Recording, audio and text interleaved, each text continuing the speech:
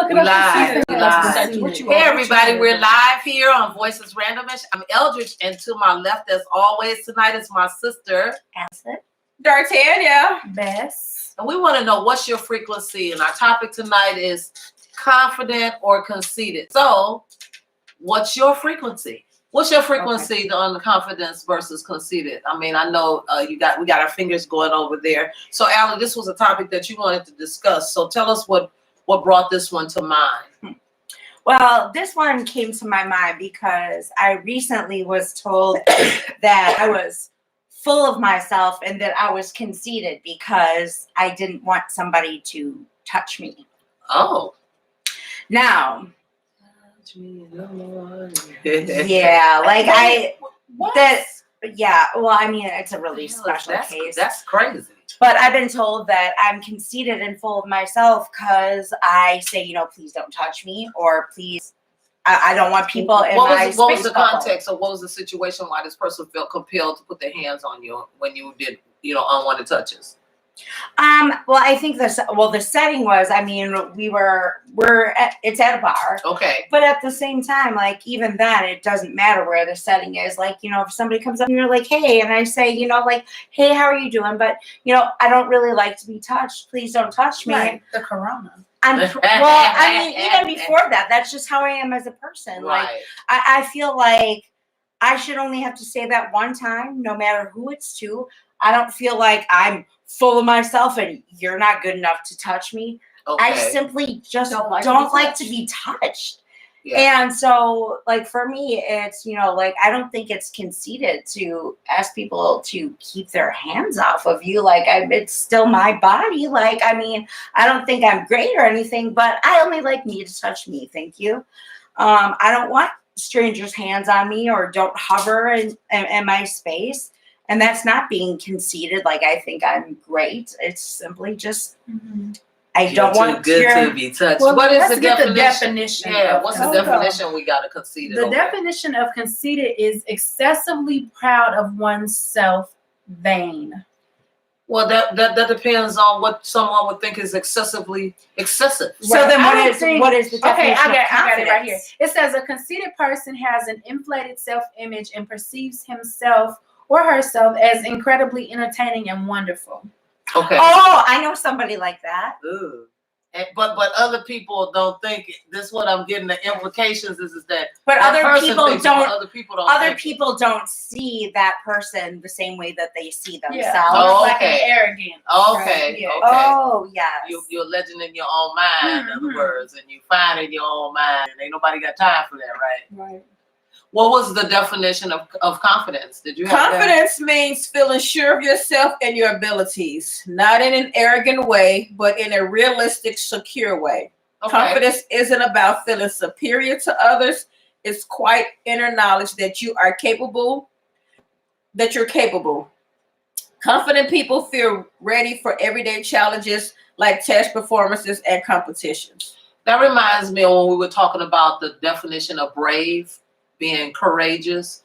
And so to me, just having confidence says that you have prepared yourself and that you really know that you can go in and do something. And I think that one of the things that I find, and the reason why this is so interesting for me, is that that's just another way to sort of diminish someone's ability to go in and present themselves, especially when it comes to women. Because a lot of times, if you're going in to do something that someone says, oh, you conceited, then you'll stop in your tracks and adjust what you were doing. When in fact, maybe the same characteristics for a man would be applied as confidence, strong handshake, look in the eye, basically a 4-part greeting, being able to have the elevator speech. All of those things say confidence, but depending on who is the recipient, they can come across and say, oh, that person is conceited. They're really full of themselves. So how do you combat something like that? There's a thin line between being confident and being conceited, and it's all according to perception. You could be confident, and Dar, it could be Allie feeling confident, and Dar feels that she's confident, and then I'll be like, well, she is conceited. You know what I'm saying? And that may reflect on an insecurity that I have that she's strong about. So it's like, but you just answered it there. It's the perception. And when you said it's because it might play on an insecurity, which means in reality, never was I actually conceited.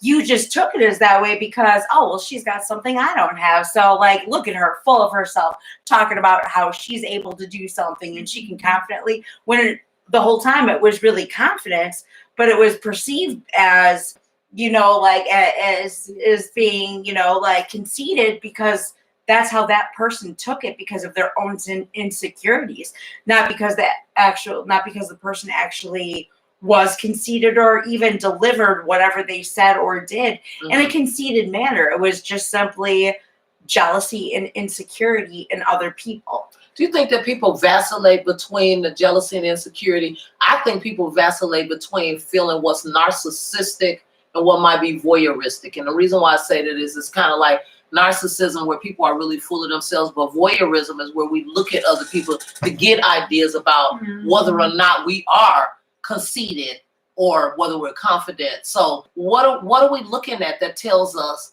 you know, what's the difference between the messaging that you're looking at that's going to tell you that you're conceited versus confident? The general reaction by people.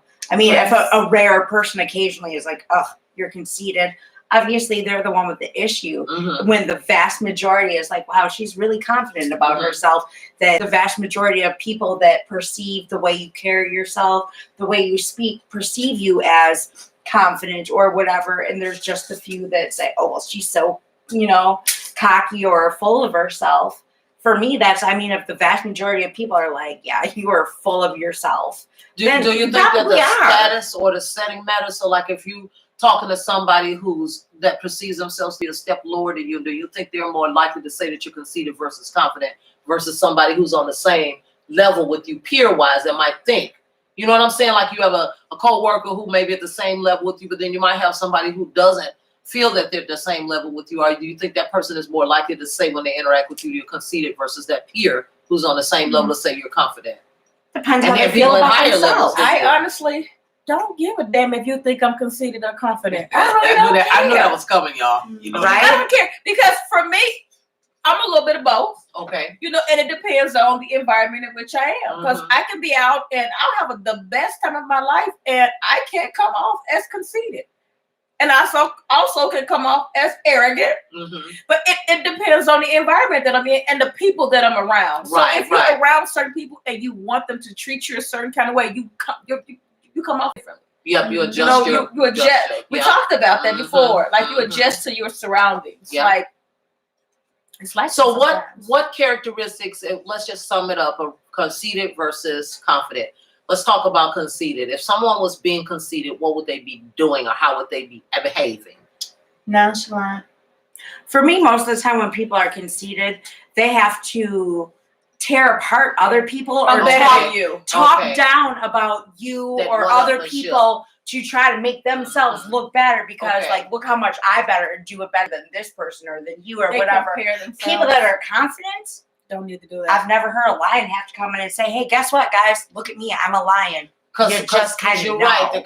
That's what I really like. You're right. You know a lion when you see a lion. You don't have to ask any questions. An elephant when you see an elephant. So they don't have to stand and talk about. If you got to talk about everything that you are, that's probably not. I think you put the icing on the cake, the nail on the head, the coffin, you know, the pedal to the metal, all of that. That was it. But it's her perception. So I may just think I'm confident. She may be like, this cocky bitch will get on my face. You know what I'm saying? So, but you know what? A lion is a lion. But I'm saying, like, even if it comes off cocky, I mean, through a simple conversation, if you say 3 words to that person, you know, you can instantly know whether they're like, man, I'm having a great night. I know I look good tonight.